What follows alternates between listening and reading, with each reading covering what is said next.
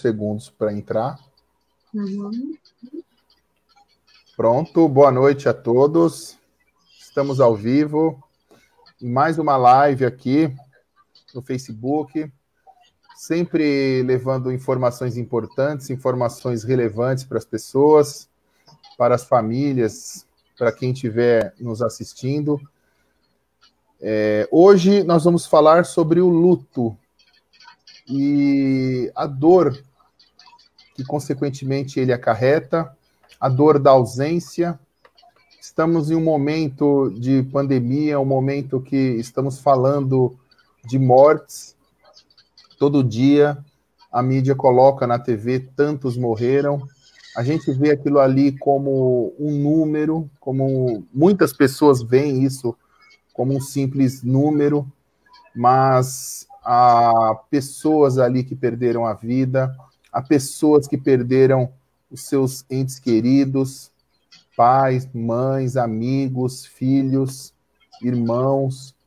Então, nós não podemos entrar nessa banalização da morte, achar que a morte é algo simplesmente que acontece mesmo. É claro que a morte é inerente à vida humana, mas a gente não pode aceitar que as pessoas morram sem necessidade ou fora de um determinado contexto natural, né?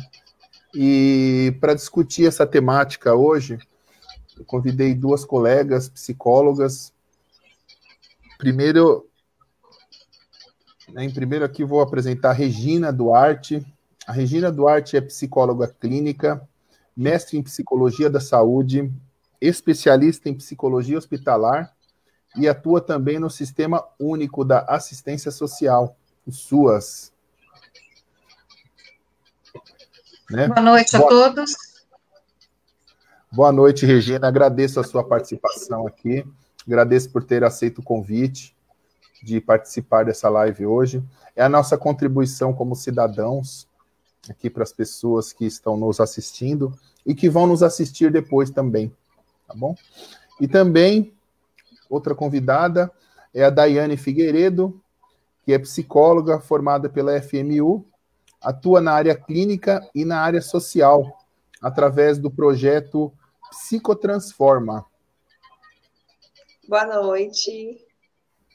Boa noite, Daiane. Agradeço a sua participação aqui também. Agradeço por você ter aceito o convite para discutirmos esse tema tão importante, né? Eu gostaria até depois que você falasse um pouquinho sobre esse tema, esse seu projeto. Já quando a gente iniciar as nossas colocações, eu vou perguntar para você aí, para a gente falar um pouquinho sobre esse seu projeto aqui, que parece ser bastante interessante, né? Certo, a gente conversa.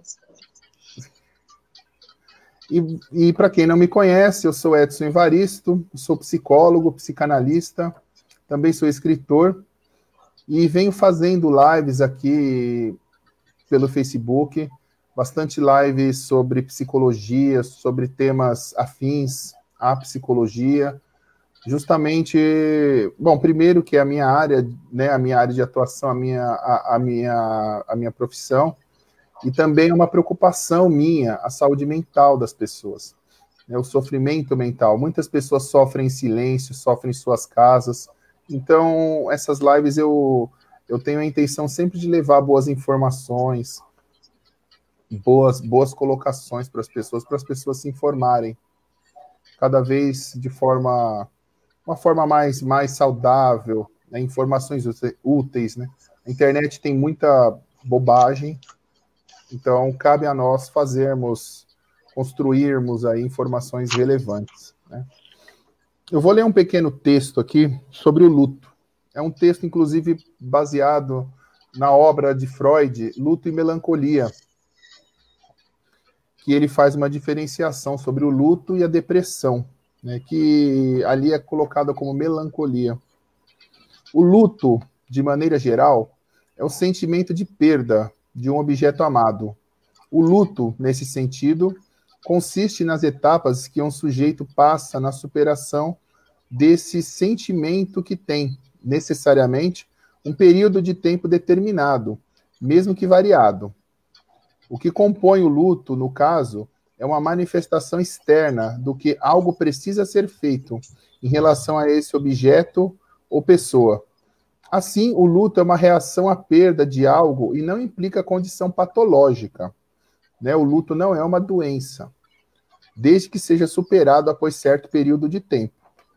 O luto se parece, em larga escala, em larga medida, à melancolia, à depressão, com a diferença de que, no caso da depressão, no caso do luto, existe o objeto perdido, enquanto que na depressão, o objeto nem sempre é algo definido. A pessoa simplesmente sente que algo foi perdido, algo foi lhe tirado. A característica de maior peso na diferenciação dos dois estados é a presença da baixa autoestima e autorrecriminação, muito comuns na depressão e inexistente no luto normal. Então o luto ele tem a sua condição natural, né, no sentido da perda, diante da perda, né? Gente, eu peço para vocês que estiverem nos assistindo aí que compartilhem essa live, compartilhem em seus perfis, em seus grupos do Facebook. Se você tiver alguma dúvida, alguma pergunta, fique à vontade para colocar aqui nos comentários, que nós vamos comentar ao vivo, nós vamos responder eles ao vivo, ok? Eu vou passar a palavra agora para a Regina, para ela fazer uma explanação, né, conforme o que ela quiser aí, né? Fique à vontade, Regina. Bom, boa noite a todos, obrigada pelo convite, Edson. Agradeço a todos que estão participando com a gente. E eu vou começar com uma coisa que você disse, né? Que todos os dias o noticiário mostra lá um número, né? Penso que as pessoas que veem isso apenas com o número já está se utilizando de um mecanismo de defesa. Porque algumas pessoas que olha esse número e pensa que são vidas, que são pessoas que morrem, isso acaba sendo demais para ela, demais para poder metabolizar, digerir. São quase 150 mil vidas perdidas aqui no Brasil, né? Então, elas começam usando um mecanismo de defesa chamado negação, né? De recusar, de ver que aquilo eram vidas, né? Eram pessoas, eram familiares, né? Então, a gente acaba julgando essas pessoas que falam que é só número, né? Mas, olhando num ponto de vista psicológico mesmo, já é uma pessoa que está se utilizando de um mecanismo de defesa, né? Para falar de luto, Elizabeth Kübler-Ross, ela postulou 5 mecanismos de defesa que são bastante comuns quando há a perda de uma pessoa, um ente querido, ou de uma situação, né, da vida que a pessoa perde, que a pessoa deixa de ter. Então, ela postulou 5 mecanismos de defesa. E o primeiro deles é um mecanismo de negação, né? É uma reação imediata ao fato ocorrido, né? Qual é o significado da negação? É proteger-se, proteger os seus sentimentos, o seu ego, né? Proteger a si mesmo, né? Não querer enxergar, não querer ver, não querer aceitar a realidade, né? Então, é uma recusa, a pessoa se esconde daquela situação e, de certa forma, se protege, né? Porque quando a notícia, o fato chega, é muito impactante. Então, as pessoas que não usam esse mecanismo, elas desmaiam, né? Elas dão uma surtada, né? Justamente para não enxergar. Então, ela, de alguma forma, ela vai ter um comportamento que protege ela de uma certa forma. E o pensamento dela nesse momento é um pensamento assim, não, isso não é comigo, isso não é... E é exatamente isso, quando as pessoas veem o noticiário, o número lá, não, isso não é comigo, não tem a ver comigo. Por isso que acaba sempre achando que é apenas números. Então, são pessoas que precisam desse mecanismo de defesa, para poder continuar tocando, levando a vida dela sem se abalar. Um outro mecanismo de defesa é o da raiva, que é uma fase onde a pessoa ela se revolta frente a essa nova realidade, a perda de um ente querido, a perda de um emprego, o fim de um casamento, né?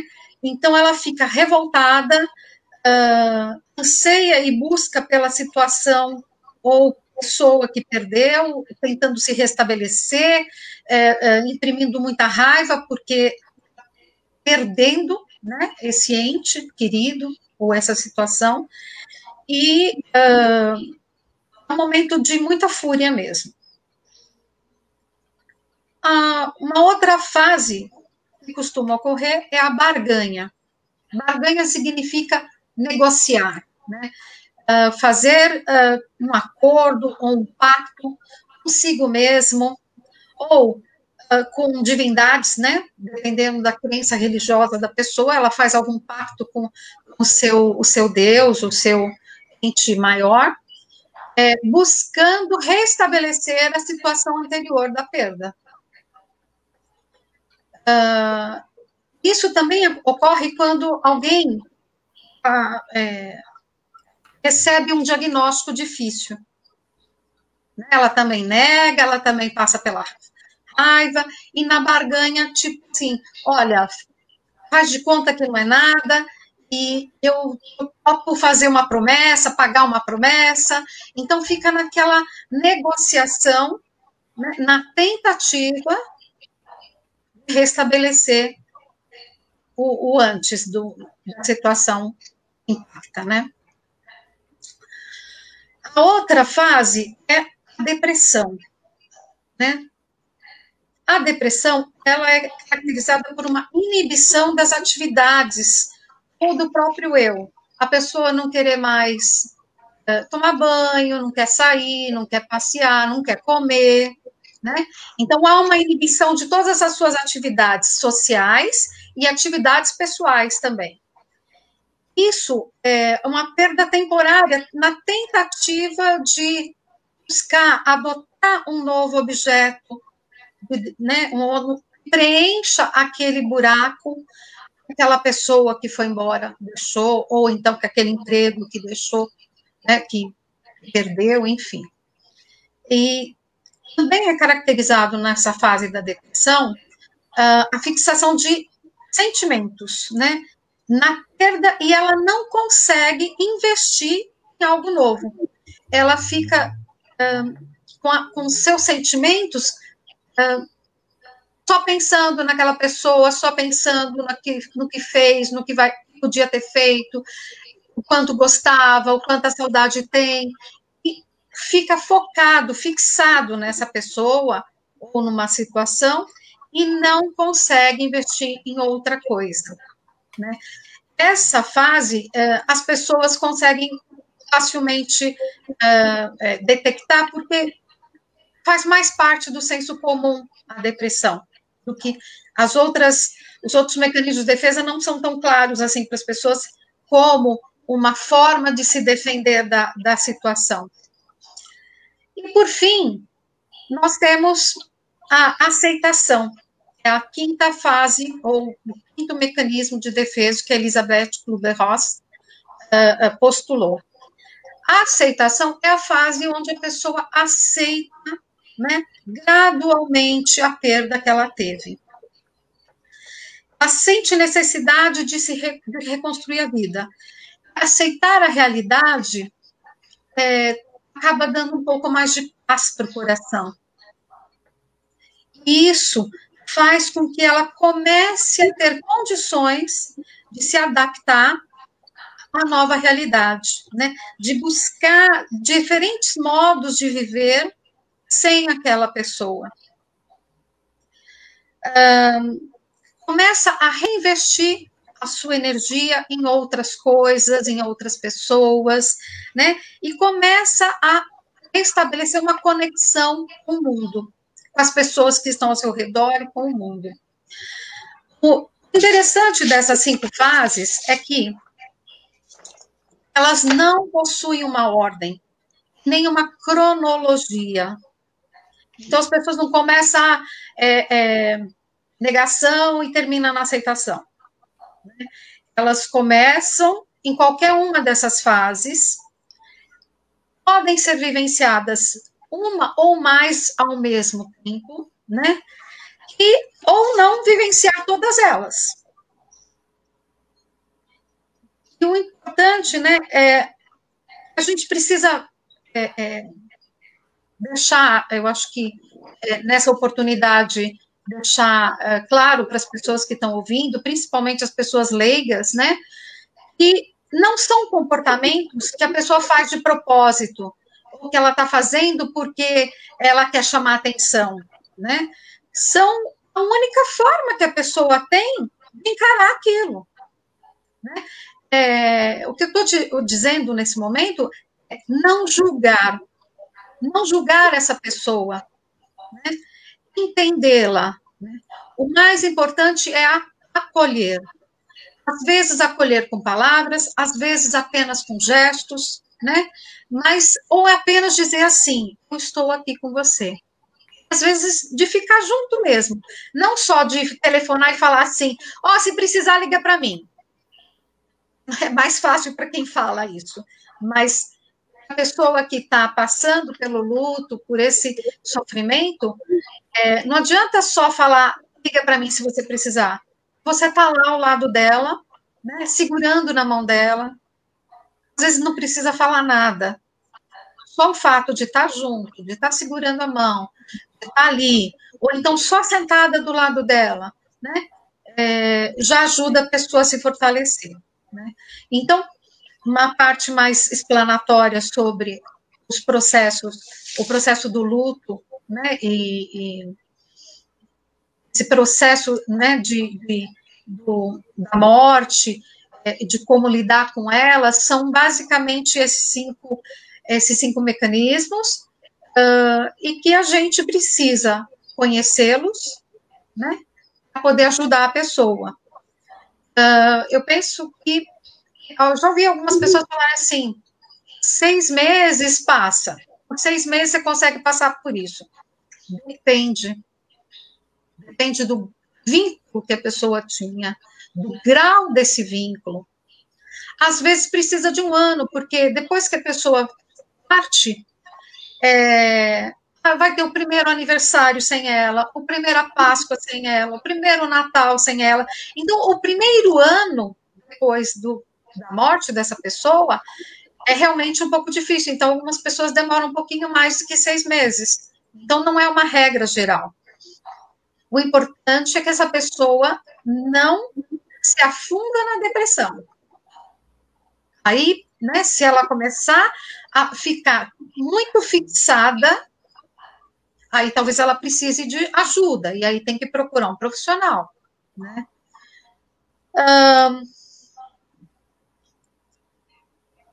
Eu queria falar mais uma coisa, que é o seguinte, as pessoas precisam ficar atentas, não julgar. O não julgamento já é um acolhimento. Isso. Bacana, Regina. Então, enquanto você falava, eu fiz umas anotações aqui, né? Umas coisas para eu lembrar depois. Então, essa questão dos números, né? Que muitas pessoas veem ali como os números. Morreu 1.000 pessoas hoje. Ontem morreu 800 pessoas. São vidas, claro. Mas muitas pessoas ali, então, entram num processo de mecanismo de defesa mesmo, um mecanismo de defesa egóico, para afastar aquilo dela, para para afastar aquele sofrimento, aquela dor, que com certeza aquilo se, né, demonstra dor, né, esses números demonstram dor, né, então afasta dela, né. E muitas pessoas comentavam assim, eu nem vejo mais notícia, eu nem vejo mais noticiário. Então, é uma forma dela se preservar, se proteger dessa dura realidade. Sim. E quando você falava, eu lembrei de uma situação que aconteceu comigo mesmo.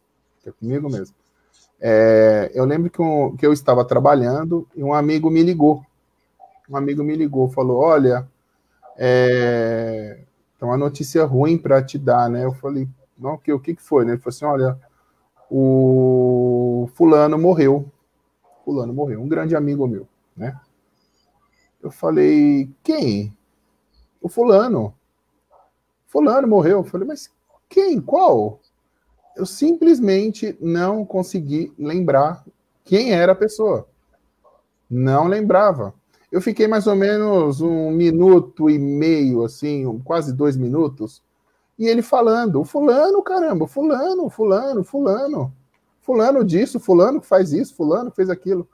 E eu não lembrava, em hipótese alguma, quem era o fulano. Não lembrou. Até que lembrou.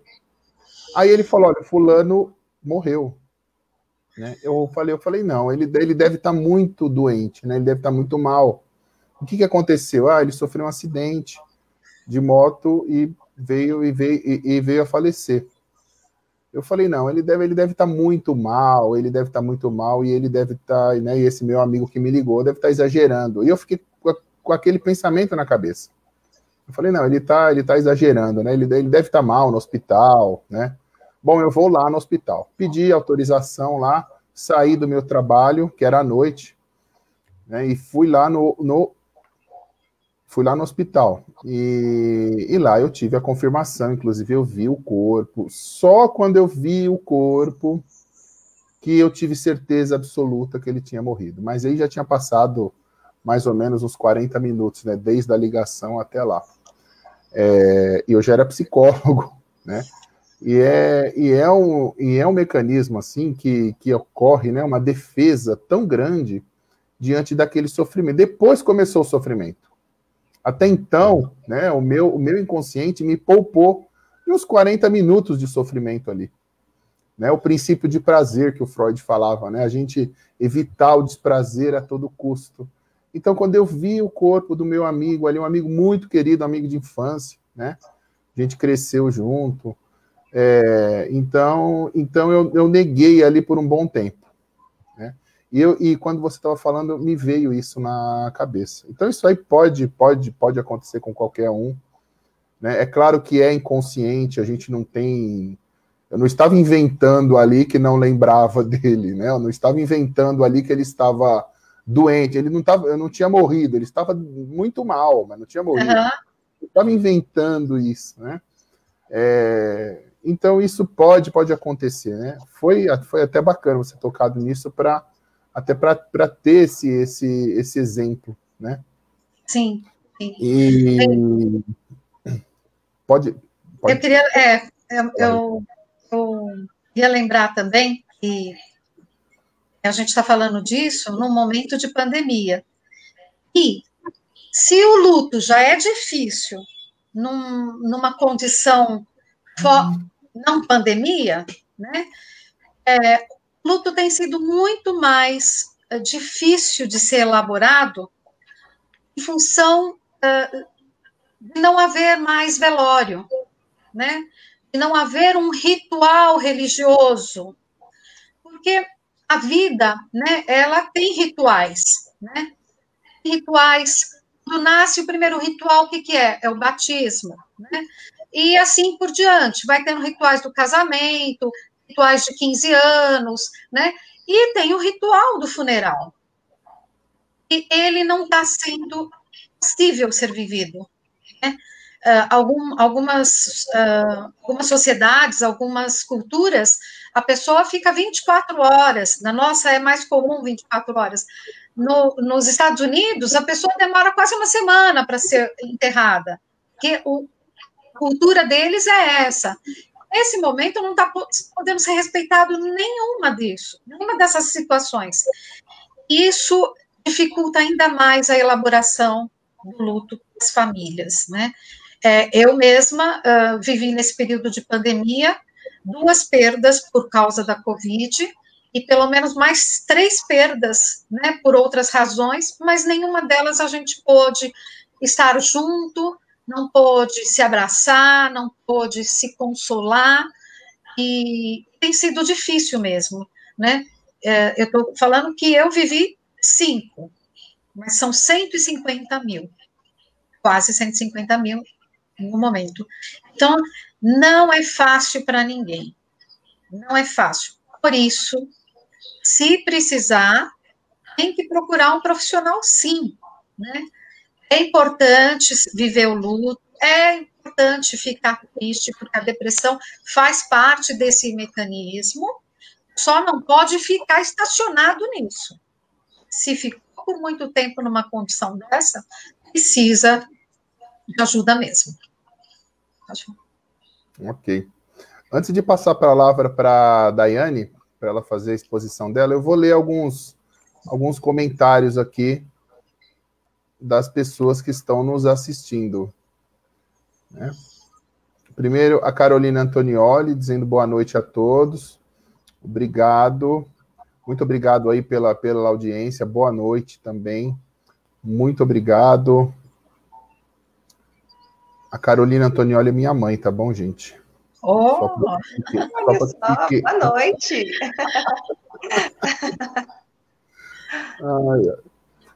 Aqui tem a Aneli Santos, né?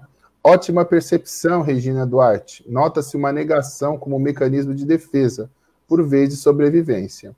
É isso Ele mesmo. é assistente social. Ah, bacana. Nelly, boa noite, obrigado aí pela audiência, pela participação. A Carolina Antonioli, mais uma vez aqui assistindo. Né? A Elizabeth está dizendo boa noite. Boa noite, Elizabeth. Boa noite. Obrigado aqui pela participação, pelo comentário. A Kelly Sandra, muito bom falar desse assunto. Kelly, minha grande amiga, boa noite. Kelly, mais uma vez aqui nos prestigiando. Muito obrigado aí pela audiência.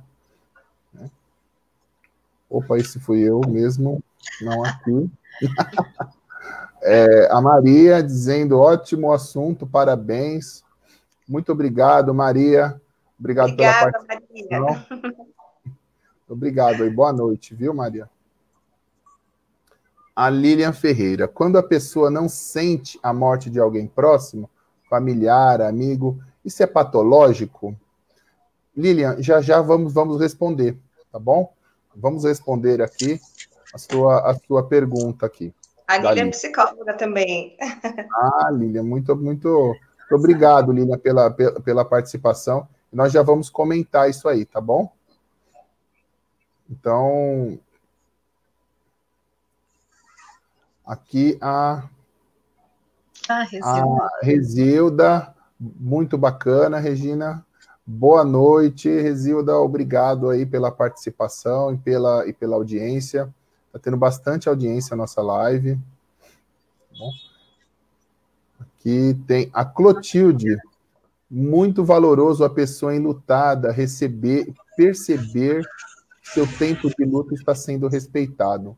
Uma excelente contribuição na construção para esse luto.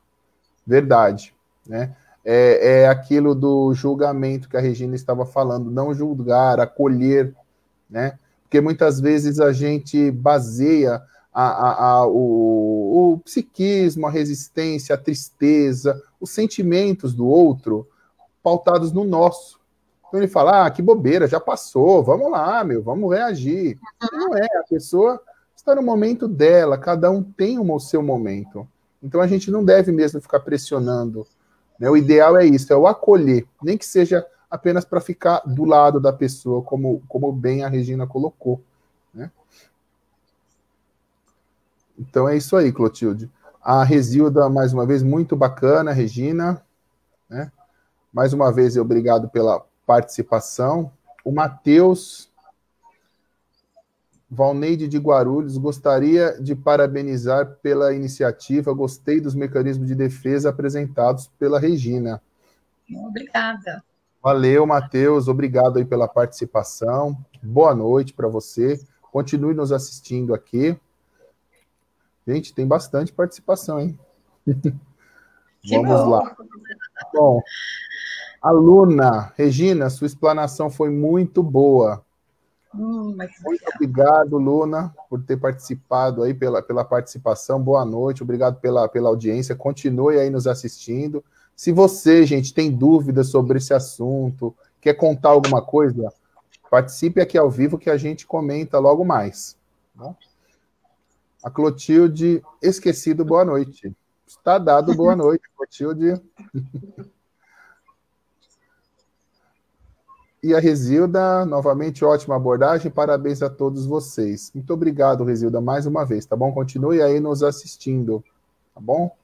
Agora, bom, tem a pergunta da Lilian, se vocês quiserem comentar. Eu gostaria de passar a palavra para a Daiane agora, fazer a explanação dela. Bom, Daiane, fique à vontade. Certo. Bom, muito bem colocado, né, o que a Regina e o Edson colocaram sobre a negação, né? Muitos de nós estamos mesmo em negação, né, por conta do isolamento social, tudo que vem acontecendo, né, porque o próprio isolamento social, ele já foi promovendo diversos lutos, né, na nossa vivência, né, perdas de trabalho, né, perda do convívio social, perdas, né, das crianças que perderam a presença na escola, né, então todas essas perdas também são consideradas lutos, né, e aí cada um está tendo que elaborar a sua maneira, né, então a negação, né, muitos veem como uma forma realmente negativa, né, mas ela pode vir realmente para esse conforto, né? Porque está sendo realmente muito difícil, né? Lidar com toda essa nova realidade, juntamente, né? Com o luto das mortes mesmo, né? Das perdas de entes queridos, né? De pessoas que estavam no nosso dia a dia e agora já não estão mais, né? Então, realmente, a negação, ela se faz necessária, né? Justamente como a Regina colocou, né? Quem não passa pela negação acaba aí surtando, né? Se colocando numa situação muito difícil, né? Numa situação de praticamente sem o próprio amparo, né? Então, é um mecanismo essencial para esse momento, né? Também, como a Regina colocou, né? As fases, né? Elas não têm uma ordem e nem tem um tempo, né? E o julgamento é muito presente nesse momento, né? As pessoas se colocam muito, nossa, mas você ainda tá assim, ainda não vai viver a vida, né? Ainda tá pensando naquela pessoa, né? Então, a morte é para quem morreu. Não, gente, a morte é para quem tá aqui, né? A gente precisa falar sobre isso, né? Eu escuto muito falar assim, né, no consultório, né? Eu não posso viver porque o luto porque eu preciso ser forte, eu preciso ajudar os meus pais, eu preciso ajudar os meus irmãos, né? E é até um questionamento a se fazer, né? E você? Mas e você? Também não precisa, né, desse cuidado, desse olhar, né? Então, eu percebo que as pessoas, elas querem pular, né, as etapas, né? Então, eu preciso ver logo, passar pelo velório, né, chegar logo na minha casa, falar de outras coisas, e não é assim que tem que funcionar, né? O luto, ele precisa ser vivido, ele precisa ser falado, né? E as pessoas, elas têm, claro, também pela negação, né, se colocado, né, nessa redoma de que não, o luto é uma coisa à parte, né? E aí é onde está o ápice do sofrimento, né? Quanto mais eu guardo, mais eu estou reprimindo esse sentimento, mais eu estou reprimindo essa sensação. E é onde, né, podem se acometer os adoecimentos, né? Outro ponto também muito importante para se colocar, né, em relação a isso, é a confusão que as pessoas têm do luto com a depressão, né? Então, assim, olha lá, tá deitada, tá chorando, tá depressiva, né? Levanta daí. E não é assim também que funciona, né? Os sintomas, né, a tristeza, a raiva, elas estão nessa parte da vivência que precisa ser executada, né? Ser realmente vivida, né? Literalmente falando, né? Que as pessoas têm deixado muito, né, essa questão passar. outro ponto também, né, que a Regina colocou, que é o ponto da despedida, né, que é o ritual de passagem. Ele se faz muito necessário na vivência, né, das perdas, e atualmente, né, isso não está sendo possível, né? Então, quanto menos eu percebo que o outro se foi, mais difícil fica de lidar com essa perda, né? Então, a gente tem até que utilizar os meios que a gente tem, né, de se aproximar. Então, faça uma ligação, né, esteja próximo das pessoas que estão perdendo uns aos outros, né, porque a perda do contato social também é um luto, né, e sofrer o luto sozinho não é saudável, né, então a gente precisa sempre se colocar, né, a empatia, né, vamos colocar a empatia para fora, vamos se colocar ou no lugar dos outros, né?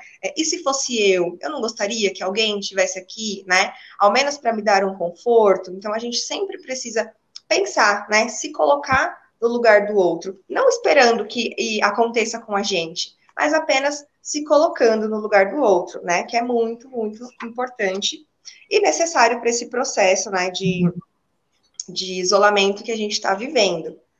Outra vertente também, né, desse processo tanto de luto, né, quanto de pandemia, né, é a linha de frente da área da saúde, né, que um dia estava lidando ali com uma perda ou outra e, de repente, veio uma onda de perdas, né, então, além de lidar, né, com as perdas nos hospitais, as perdas em casa, né, as perdas de convívio, então a família já ficava meio receosa, né, desses profissionais da saúde voltarem para casa, por conta, né, dessa transmissão, porque o vírus é um inimigo invisível, né, então a gente não sabe onde ele está, como ele está, então isso também foi gerando um medo, um pânico nas pessoas, né, então eu preciso me afastar literalmente até do meu próprio familiar, para que a gente tenha a chance de sobreviver, né? Então, também, olha aí, vários lutos, né? Vários pequenos lutos que vão, né, se juntando uns aos outros, fazendo parte, né, desse processo de enfrentamento, né? Que, como a Regina colocou também, não existe uma ordem, né, para que isso aconteça. Então, hoje eu posso estar, né, me sentindo melhor em relação ao que aconteceu, e amanhã eu posso estar numa posição de mais tristeza, de mais reclusa, né? Querendo mesmo vivenciar e perceber que aquela pessoa estava aqui e hoje já não está mais, né? Acho que um ponto também que a gente não pode deixar, né, de colocar e de perceber é essa questão do acompanhamento psicológico mesmo, né, que também passam pelos preconceitos, né, de achar que só precisa ir quando, né, já não tem mais jeito, ou que só vai ao psicólogo quem é louco, e não, né, as pessoas que passam por essas perdas, né, eu acho que principalmente nesse momento de isolamento social, né, onde a gente não consegue se colocar muito à disposição do outro, justamente por conta da distância, né? Então, talvez um profissional, ele vai estar nessa posição de escuta, né? Nessa posição de acolhimento, que é muito necessário e importante, né? Porque a pessoa que perdeu alguém, ela quer falar. As pessoas, elas têm muita dificuldade de ouvir, né? Então, eu prefiro não ligar, então, para o meu amigo que perdeu um ente, uma coisa, ou uma pessoa, porque eu não quero, eu não consigo, eu não tenho estrutura para ouvir aquilo que a pessoa tem para me dizer, porque também é doloroso, né? Então, a gente também tem que olhar o cuidado psicológico como essa posição, né, de acolhimento, de escuta e de cuidado também para o próprio paciente, para a própria pessoa, iniciar esse processo de elaboração, né? Acho que é muito importante e necessário. Ok. Isso. Bom, Daiane, é assim, você falou da impotência, né? Esse sentimento de impotência dos profissionais de saúde. Realmente é algo que vem acontecendo muito mesmo. Eu sou conselheiro municipal de saúde, eu tenho bastante contato com profissionais de saúde. E então eu vejo isso, eu sinto, né? Eu sinto muito isso. Alguns comentam comigo essa sensação de impotência de lidar com a morte, Ele tem ali, tem toda a aparelhagem, tem medicamentos e a pessoa morre, né? É claro que a morte sempre existiu, claro, todo mundo sabe que sempre existiu, mas essa questão da pandemia trouxe uma situação nova, trouxe parece que veio para colocar na nossa frente essa questão qual a palavra? Finitude, a finitude humana, né? Você também falou o luto. Assim, você falou também outra coisa interessante, o luto por outras situações. O luto, ele não se dá somente na morte de uma pessoa. O luto, ele pode acontecer em outros tipos de perda. Às vezes, a perda de um projeto de vida, enfim, um emprego que você gostava muito, algo que você fazia. Eu já vi luto, por exemplo, uma pessoa num processo de luto porque ela parou de andar, né? A pessoa tinha ali toda uma atividade, de repente, por um acidente, ela veio a parar de andar. A pessoa entrou no processo de luto também. Não houve uma morte, mas houve um luto, né? Até casos também, né, passam pelo processo de luto, né? Em alguns casos até de enterrar o próprio membro, né, para elaborar a perda de uma perna, de um braço, né, de algo que era seu e atualmente não vai fazer mais parte, né? São perdas que são significativas, né? Não da mesma relevância que a morte, mas também trazem esse impacto, né, para quem está vivendo. O luto, né? O sentimento de luto vai ser semelhante, né? O mecanismo... Os mecanismos usados vão ser os mesmos. E sobre a questão que vocês duas abordaram, a questão da necessidade de psicoterapia, de procurar auxílio psicológico, né?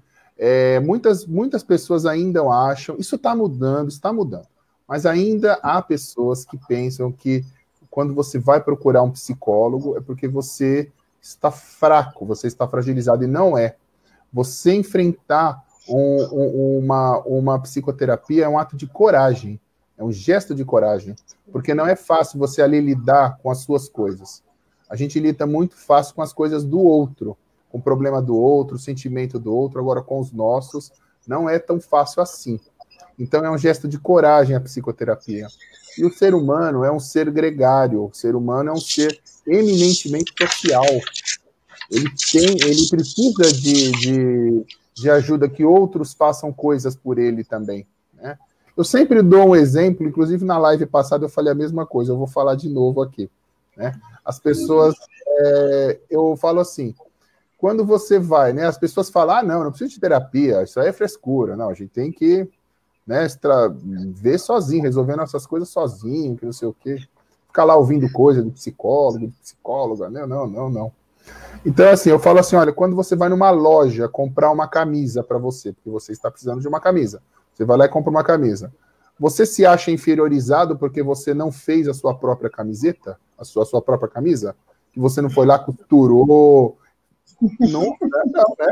Não é. Então, quer dizer, quando estamos precisando de alguma coisa, de algum tipo de ajuda, a gente tem que procurar, sim, um profissional de psicologia. Tem sim que procurar. Porque ele tem conhecimentos que nós não temos. Assim como o alfaiate, lá, a pessoa que construiu, que fez a sua camisa, também tem conhecimentos, ele tem instrumentos que você não tem para fazer a sua camisa. Então, a gente tem que parar com isso, de achar que psicoterapia é um ato de fraqueza, e não é o contrário, é um gesto de coragem. Com certeza. Gente, tem mais alguma coisa? Eu dizer que nós somos uma conexão, né? Uns dependemos dos outros, né? Precisamos uns dos outros. Então, a psicoterapia não é diferente. Exatamente. Gente, a pergunta da Lilian. Deixa eu ver se eu busco aqui a pergunta da Lilian. Vamos lá. Antes de falar, de partir para as novas participações, quando a pessoa... Opa! Aqui. Quando a pessoa não sente a morte de alguém próximo, familiar, amigo, isso é patológico? Vocês querem comentar? Quem quer comentar isso aí? Bom, não, né? Não é patológico, né? Porque também entra no espaço da negação, né? Então, quando naquele momento eu não sinto a ausência daquela pessoa, ou eu não choro, né? Ou fica com aquela sensação de que tá no velório ali, mas tá interagindo com todo mundo. Aí as pessoas já começam a julgar, nossa, que estranho, né? A viúva ali nem tá chorando a morte daquela pessoa, né? Ou não tá chorando a morte do filho, né? Mas não é patológica, porque ela realmente está nesse espaço, né, da negação. Então, eu não quero acreditar que a pessoa que eu amo, que a pessoa que eu convivo, amanhã eu vou acordar e ela não estará mais comigo, né? Ou, na verdade, naquele momento ela já não está, né? Então, é o espaço, acho que, para negação. Bem, concordo. Esse não sentir a morte de alguém próximo, né? Um estado de choque. É o exemplo que o Edson deu do amigo dele. Ele ficou num estado de choque, ele simplesmente não conseguia concatenar cara crachá, né? É um estado de choque. Então, é uma das formas da negação. É um dos mecanismos de defesa dessas situações difíceis. Isso, é o estado de choque, né? É assim, no caso aqui, a Lilian não coloca se a pessoa é querida ou não, porque há essa situação também, né, de ser uma pessoa... Porque às vezes a gente acha que a gente tem obrigação de amar, né, alguém que é próximo, de amar algum familiar, amar o pai, amar a mãe, amar o filho, amar o irmão, simplesmente porque tem laço sanguíneo, né? E não é bem assim. O amor, ele não pode vir de uma obrigação. O amor, ele é um sentimento que surge, que ele é construído, ele é cultivado, né? Mas muitas vezes, né, dependendo aí da relação familiar de cada um, esse amor não existe. Esse amor não existe. Existe ali uma relação, existe um cuidado, muitas vezes, existe obrigações morais, mas muitas vezes o amor, o sentimento, a afeição não existe. Então, muitas vezes a gente não aceita não sentir amor pela outra pessoa. A gente acha que tem obrigação, né? A gente acha que tem obrigação de amar a outra pessoa. Então a gente cria cria subterfúgios aí para a gente justificar essa falta de afeto pela pessoa próxima, né? Pelo laço sanguíneo, né? Mas que isso fique claro aí. Amor é algo que se constrói. A gente muitas vezes pode amar alguém fora do nosso seio familiar, não amar alguém ali dentro, né, do nosso seio familiar, dependendo das relações que isso possa existir. Então não é necessariamente patológico, né, porque a gente vai sentir de alguma forma. Se a gente ama, se a gente gosta da pessoa, a gente vai sentir de alguma forma. A gente pode adiar esse luto, a gente pode viver esse luto lá para frente, a gente pode negar num primeiro momento, mas a gente vai sentir de alguma forma. Tá bom, Lilian? Espero ter a sua pergunta respondida. Se não ficou claro, pode colocar de novo aí que a gente comenta mais uma vez, tá bom? Tem mais algumas participações aqui, gente. Deixa eu ver aonde parou. Aqui, a Fátima colocando ótimo tema para o momento que a sociedade está vivenciando. A todos, parabéns pelas colocações. Fátima, muito obrigado aí pela audiência. Tá bom? Obrigado por estar nos assistindo aí, pela participação. Tá bom? Tem o Edson, meu xará. Parabéns pelos pontos abordados, Daiane. Obrigada, Edson. Obrigado aí pela participação, Edson. Continue nos assistindo aí. Bom, e obrigado aí pela audiência. Vamos lá, Lilian. Ótimas colocações, né? A Lilian que fez aquela pergunta. Continue com a gente aí, Lilian. A Cláudia. Ótimas abordagens. Obrigado, obrigada, Cláudia. Boa noite. Continue com a gente aqui. Nossa, gente, tem bastante aqui. Vamos lá. Que bom. Vamos lá, bastante. A Rosângela nos desejando boa noite. Obrigado, Rosângela. Boa noite. Para você também, tá bom? Obrigado aí pela participação. Meninas, eu falo boa noite, mas vocês podem falar em cima, podem falar. Sem problema. Tá bom? A Lilian, obrigado pela resposta. A Clotilde, os mecanismos de defesa são diversos. Verdade, Clotilde, o nosso ego ele tem uma série de mecanismos de defesa, até para nos proteger da loucura, né? Parece que é para nos proteger da loucura, do sofrimento. Isso mesmo. Não só da loucura, mas do sofrimento. Exatamente. Ele funciona no sentido que os mecanismos de defesa eles buscam o estabelecimento do prazer e a evitação do desprazer. Uhum. Né? Aqui a Lilian, perfeito, Edson, ficou muito claro, obrigada. Né? Eu que agradeço mais uma vez a sua participação, Lilian. Bom, continue conosco.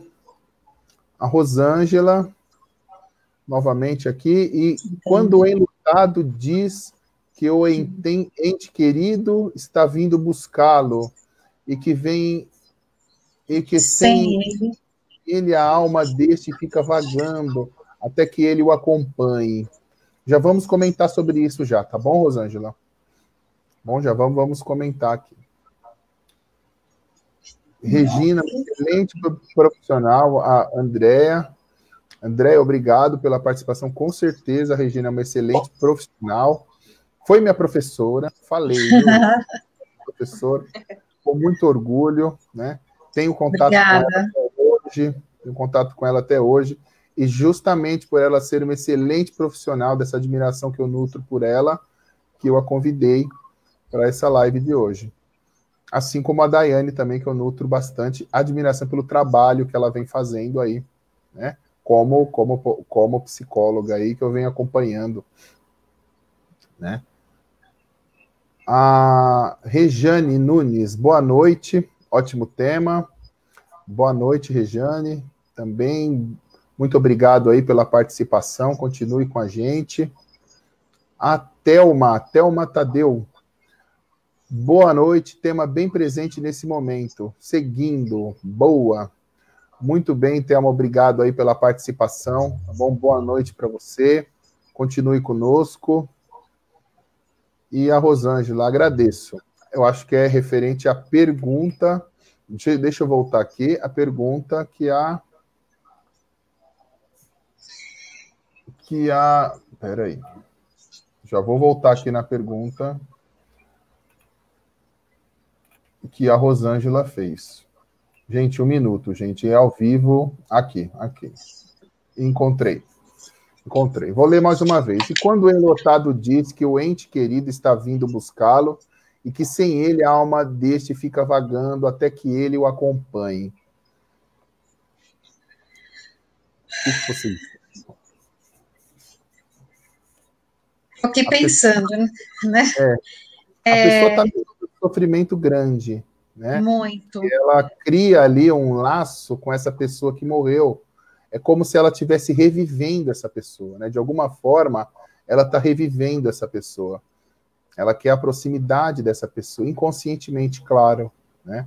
Ela quer a proximidade, ela tá de alguma forma tornando essa pessoa viva. É como um sonho. É como se a pessoa estivesse sonhando com alguém que já morreu, e no sonho ali a pessoa aparece viva, tal. Então, é um mecanismo que o psiquismo usa para reviver essa pessoa por alguns momentos, por alguns segundos ali no sonho, né? Visando justamente realizar um desejo nosso, que é ter aquela pessoa novamente, aquela pessoa querida novamente, né? Então, assim, quando a pessoa morre, né? A pessoa veio ali a falecer, e a pessoa, ele tá vindo me buscar, sem ele vai ficar vagando. Olha só como a pessoa se coloca, né? A pessoa se coloca ali num processo, ali numa posição de extrema importância, uma posição quase delirante, né? É claro que a pessoa está ali numa situação de sofrimento.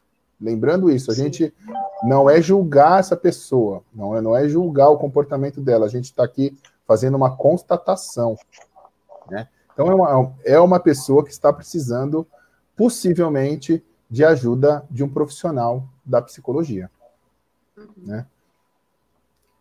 Se alguém quiser comentar alguma coisa, fique... Não, eu concordo com você, Edson, porque ela está fixada nos sentimentos que ligam àquela pessoa, né? Ela nem consegue ficar em paz e, vamos dizer, nem deixe quem morreu ficar em paz também, porque os sentimentos ficam extremamente fixados, ficam ligados, né? E não consegue elaborar o luto, né? E como isso da forma como ela colocou, a pessoa está insistindo nessa situação. Então, realmente mostra que é uma pessoa que precisa de ajuda profissional. Sem dúvidas, realmente, nesse caso, faz-se necessário, né, o acompanhamento psicológico. Sim, né? Esse sofrimento que essa pessoa...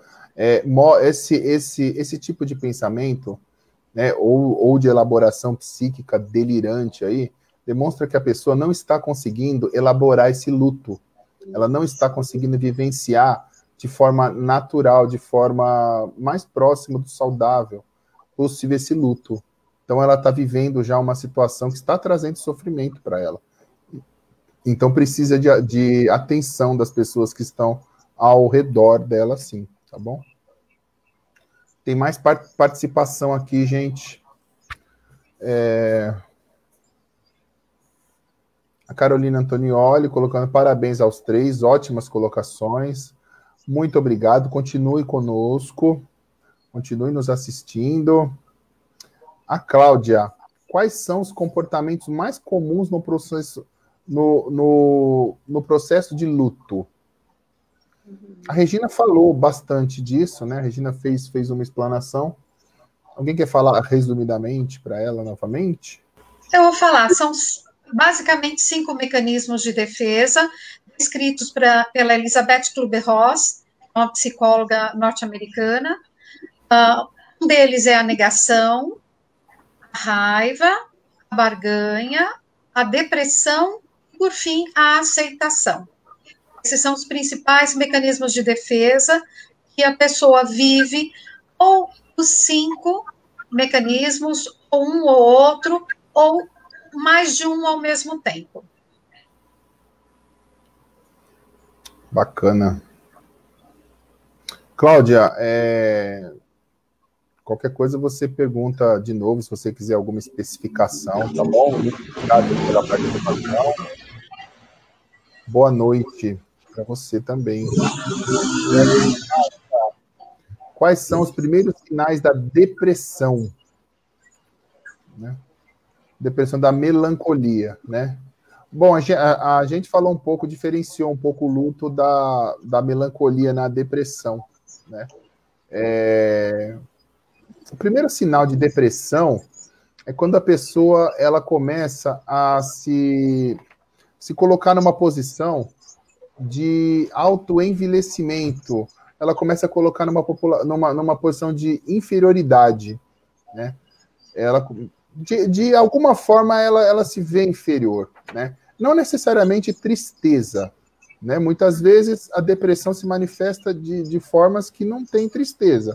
Alguém ali, por exemplo, muito falante numa festa, ele quer ser o centro das atenções ali numa festa ou numa roda de amigos. Muitas vezes essa pessoa ela pode sofrer de depressão. Ela pode sofrer de depressão. Por quê? Ela se vê como uma pessoa inferior, então ela se coloca ali sempre em evidência. Ela fala demais, ela conta piadas demais, ela mexe com todo mundo, para estar sempre ali em evidência. Isso pode ser uma manifestação de depressão, né? Então, ela é bastante difuso o comportamento, os primeiros sinais, assim. Mas, geralmente, é isso, é esse pensamento de inferioridade em relação ao mundo, às demais pessoas. Alguém quer fazer alguma colocação? Tem também o isolamento, né? Quando a pessoa acaba se isolando de uma maneira, né? Muito profunda, se irrita com Isso. Né? Então, assim, tudo irrita. Se alguém falar uma coisa muito mínima, já deixa aquela pessoa muito irritada. Então, acho que, né, mais comumente falando, né, a gente começa a identificar, assim, né, quando a pessoa se isola muito, ou fica muito irritada, ou acaba tendo umas crises de choro, assim,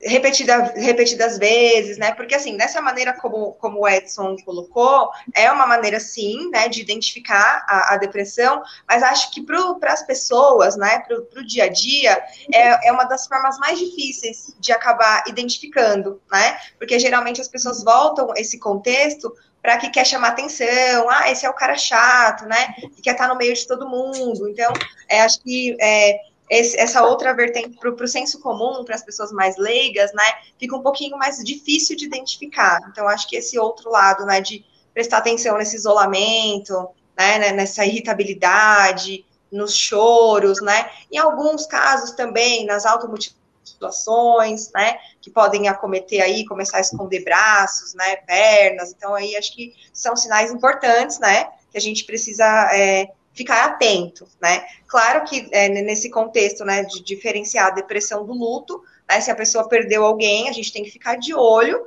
mas precisa respeitar o tempo, né? E fora do contexto luto, né, prestar atenção nesses sinais. Isso, verdade. Isso mesmo. Eu citei uma situação bem diferente, né? Mas são situações assim que podem ocorrer. Né? O que eu quis dizer, né? O que eu quis dizer? Eu quis dizer o seguinte: se você está sentindo essa inferioridade, essa necessidade de atenção, muitas vezes a pessoa fica ali buscando a atenção das outras pessoas. Cuidado, porque você pode estar com a sua autoestima rebaixada, e isso também é um sinal de depressão. Então, procure ajuda, procure orientação psicológica o mais rápido possível, tá bom? Procure, tente procurar um auxílio psicológico, para você justamente tirar essa sua dúvida, se for o caso aí, né? Tem outras participações aqui. A Rosângela nos agradecendo, muito obrigada pelas contribuições. A gente que agradece, Rosângela, as suas contribuições aqui, as suas colocações, né? Continue com a gente. A Clotilde, né? Penso que respeitar o ritual do enlutado, porém propor a necessidade de um profissional imparcial a fortalecer frente aos passos citados pela doutora Regina Duarte. Isso mesmo, né? Tem que respeitar o ritual do enlutado, né, o processo de luto dele, mas, né, se for necessário, procurar sim um profissional de psicologia. Outra coisa que eu costumo falar também, né? Eu não tenho dinheiro para procurar um psicólogo, né? É normal, a gente vive num momento, muitas pessoas estão desempregadas, muitas pessoas ganham apenas para o sustento ali da casa delas, né? Apenas para manter as contas da casa. Então, é normal a pessoa, muitas vezes, não ter uma reserva financeira para fazer um processo terapêutico particular. O que essa pessoa deve fazer nesse caso? No posto de saúde da sua casa, converse com o médico, tente falar para ele dar uma solução, ou tem muitas UBSs hoje que já tem serviço de psicologia, ou procure uma universidade que tem um curso de psicologia, que tem uma clínica escola, aí na sua cidade ou numa cidade próxima, dependendo do caso. Tente procurar soluções gratuitas, né? Então, assim, a gente sabe que a situação financeira de muitas pessoas não comporta isso, mas tente procurar um serviço de alguma forma, tá bom? Numa clínica escola, um serviço público, né? O serviço público precisa melhorar o atendimento em saúde mental no Brasil todo. Então é algo aí que a gente precisa também ficar atento, prestar atenção aí. E a Maria dizendo muito obrigado, boa noite, né? Teve bastante participação, bastante, né, eu vejo que as pessoas têm bastante dúvidas quanto a isso, né? Mas eu acho que a gente já passou mais de 1 hora aqui falando, passa rápido, né? Passa bem rápido. Eu vou pedir, gente, apesar do tema aqui que a gente tem, acho que tem assunto para a noite toda aqui, né? A gente tem assunto para varar a noite aqui. Eu ia pedir para vocês fazerem suas considerações finais, tá bom? Fazer as suas colocações. Não se preocupem com o tempo, tá bom? Façam suas considerações para a gente aí se despedir do nosso público aí. Tá bom? Tá bom. Podem começar. Bom, eu acho que esses encontros virtuais, né, ele tem sido um diferencial importante e bastante agregando muito, né, a nossa realidade atual. E falar desses temas é importante para que a população conheça um pouco mais sobre esses comportamentos e dessa forma consigam buscar ajuda, né? Assim como o Edson falou, tem alguns caminhos para buscar essa ajuda, mas o importante é tomar a decisão de ir buscar ajuda, sem julgamento, né? Às vezes a própria pessoa se julga, não, eu não vou, porque senão vão pensar que eu sou doida, né? Não, sem julgamento, enfrente o que você precisa. É de ajuda? Então vá buscar ajuda, né? De um profissional que esteja credenciado pelo Conselho Regional de Psicologia, né? Que possa oferecer um serviço adequado para você, dentro do código de ética, do sigilo profissional, para te acolher e poder ajudar, né, a encontrar ou desenvolver mecanismos de defesa, mecanismos de enfrentamento, para você aprender a lidar com aquela situação, né? O psicólogo não vai dar receitinha, faça assim ou faça assado. Acho que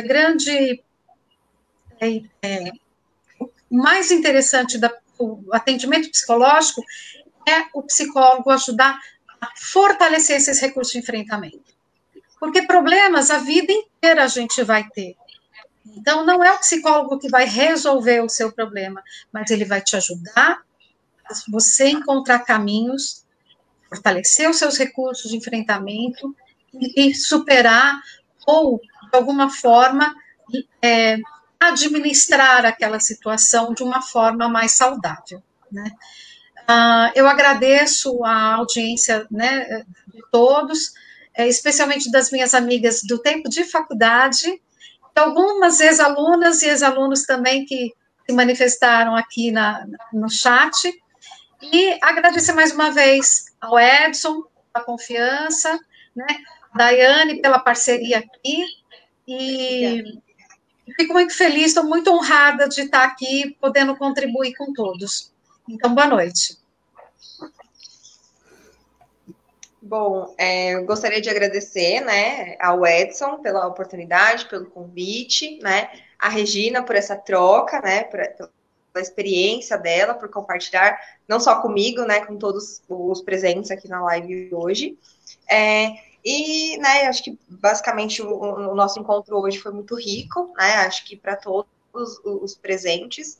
E dizer, né, que basicamente o luto, né, ele precisa sim ser vivido, né, nós como seres humanos precisamos reconhecer isso, né, então sempre a gente procurar evitar, né, dizer para o outro que ele precisa ser forte, né, ele já é forte o suficiente para encarar esse luto, então ao invés de falar, ouça, né, indique sim ajuda profissional, um profissional qualificado, né, que vai, como a Regina colocou também, que não vai dar as respostas, né, para o paciente, mas que vai contribuir com acolhimento, com escuta, com intervenções, a promover esses caminhos, né, não só para o luto, né, vale ressaltar também que para diversas outras questões, né, que a pessoa, né, se vê, se coloca, né, que precisa de ajuda, né? Que, como eu falei, né, um pouquinho atrás, nós somos uma conexão. Então, uns sempre vamos precisar dos outros, né? Então, acho que basicamente é isso, né, que eu gostaria de dizer. E mais uma vez agradecer aos meus amigos também que participaram, né? A minhas colegas psicólogas que também, né, apareceram por aqui. E, né, mais uma vez agradecer a todos. Que bom, eu que agradeço a Daiane e a Regina por terem aceitado o convite, mais uma vez agradeço, né? É a nossa contribuição aqui com a sociedade, transmitir o que a gente aprendeu, o que a gente sabe, o que a gente teve a experiência para as outras pessoas. Então eu agradeço muito, agradeço também quem nos prestigiou aí nos assistindo, quem participou com perguntas, com cumprimentos, eu agradeço muito, tá bom? E eu espero que essa live seja de muita utilidade para quem nos assistiu agora e quem vai nos assistir depois. Em breve essa live vai estar também no YouTube, tá bom? Para quem quiser acompanhar aí, tá bom? Tem mais umas participações, eu vou ler rapidinho aqui. Bom, muito obrigado, boa noite a Maria. Maria, boa noite, muito obrigado aí pela participação. Bom, a Rosângela, realmente esse assunto é muito pertinente, gratidão. Muito obrigado, Rosângela, aí pela sua participação. Boa noite para você, bom final de semana. A Thelma, gratidão pelas colocações que nos ajudaram a pensar nessa questão. Nós que agradecemos, Thelma, a sua participação aqui, né? Muito agradecido aos três. Muito obrigado, Thelma, obrigado mesmo, né? A Clotilde, tema excelente, convidados que muito contribuíam a mostrar caminhos de ajuda do serviço da psicologia e ao mediador. Parabéns. Muito obrigado, Clotilde. Eu que agradeço a sua participação aí, tá bom? Tenha uma boa noite, bom final de semana para você. A Maria, parabéns aos três. Muito obrigado, Maria. E a Aneli, parabéns, ótimas colocações, gratidão pela disponibilidade de vocês, profissionais de excelência. Nós que agradecemos aqui, vocês que foram um público de excelência aí, com bastante participação, e é isso, tá bom? A gente espera ter passado uma mensagem boa, importante para todos vocês.